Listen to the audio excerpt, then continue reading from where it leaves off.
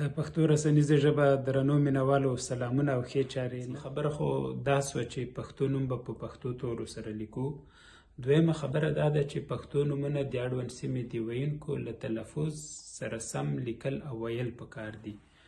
اوس کوټه او پېښور دي، باید کویټه او پېښور یې ونه لیکو، ځکه پښتو کې ټول پښتانه او همدارنګه د همدې سیمې خلک کوټه کوټه بولي، پېښور بولي. پېښور یا کویټه دا د اردو اغیز دی، یعنی یو نوم بدلول دا خپله یو لوی خیانت دی. په اردو کې چې لیکي هغوی کیدای شي څه ژبنۍ مسله لري، خو موږ یې ولې ولیکو ځکه زموږ خپل نوم دی.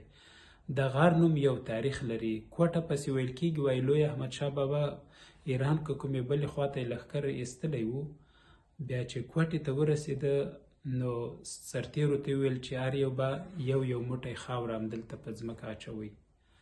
واچوله، بیرته چې لښکر راته ورته ویل چې دغه هر یو چې خاوره اچولې یو موټی بیرته ترې راواخلئ. چې راواخیستله بیا پاتې سوه ځینه، نو هغه د قرباني شویو سرتېرو خاوره وه. بیا لوی احمدشاه بابا وایي دا سره کوټه کړه داسې، او ویلې چې دا کوټه سوه. کوټه پښتو کې موږ او تاسو یو ځای کې چې یو شی داسې ګرد ایښي وي دې ته کوټه وایي، یا مثلا داسې یو ځای کې تیت پرک شیان پراته دي، ته وایې دا سره ټول که او کوټه ترې جوړه که.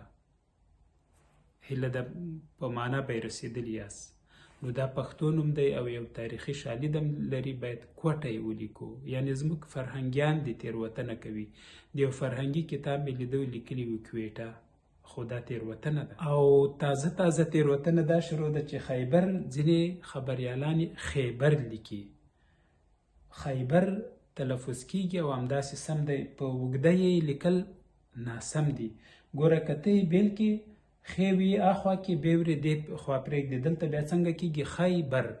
خو که دا سره بیل کې خې اوږده یې به څه شي خې او بیرې خیبر، یعنی که دغسې سره تجزیه کې بیا هم درته پته لګېږي چې په څرګنده یې لیکلې سم دي او په اوږده یې لیکلې ناسم دي.